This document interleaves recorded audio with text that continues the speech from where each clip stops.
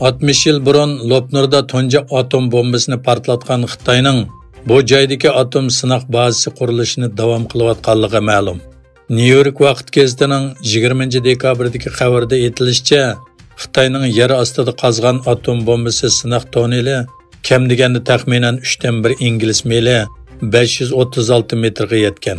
Bu Xitoy hukumatining yangi bir avlod yadro qurollarini sinoq qilishni hamda boshqariladigan bombaning zarba kuchini tez suratda oshirishni o'ylashayotganligining kuchli dalili ekan.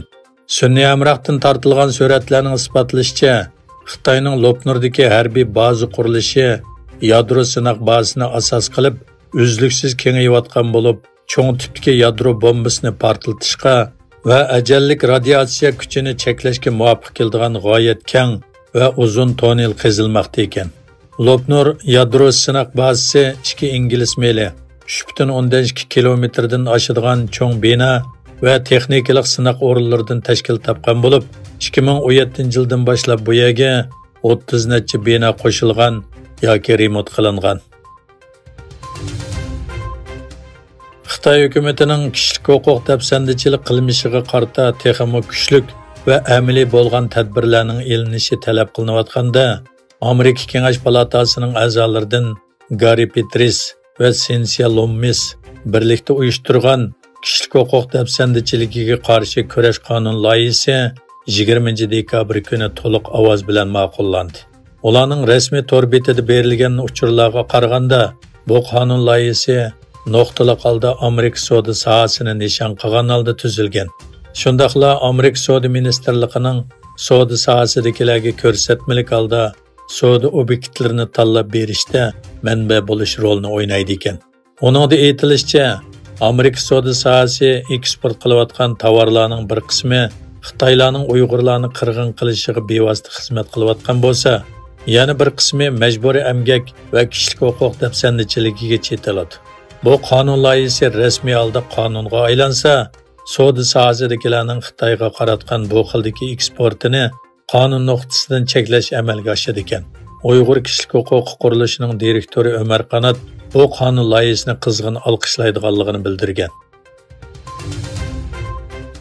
Turkiya Diniy ishlar boshqarmasi Turkiyadagi 81 viloyatdagi barliq muftiyliklarga yo'l yo'riq tushirib, juma kunlari barliq jami va masjidlarda ikkinchi xutbadan keyin qilinadigan turkcha duoning tuvandagida qilinishi va buning ikkinchi bir buyruq kelgicha davomlashadiganligini bildirdi. Duoning mazmuni mundaq: Ey Allohim, islomga va musulmonlarga yordam qilgin. Davlatimiz va millatimizni har turli xatarlardan qo'g'digin. Quddus, G'azza va Sharq Turkiston boshda bo'lish bilan birga dunyodagi butun mazlum qarindoshlarimizga yordam qilgin. Ularga g'alaba ato qilgin. Shubhisizki, sen duolarimizni anglab turg'uvchi va qabul qilguvchisan.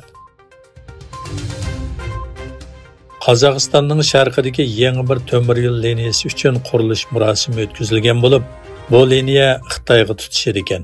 Qozog'iston bosh ministrligi axborot ishxonasining bayonotiga qaraganda, 272 kilometr uzunlikdagi Baxta Ayoko'z temir yo'l liniyasi qurilishi davlatning sharqidagi Abay o'lkasida boshlangan. Qozog'iston bilan Xitoyni tutashtiradigan temir yo'l liniyasi qurilishi tamomlangandan keyin ikki davlat o'rtasidagi chegara darvozasi 3 ga ko'paydi ekan.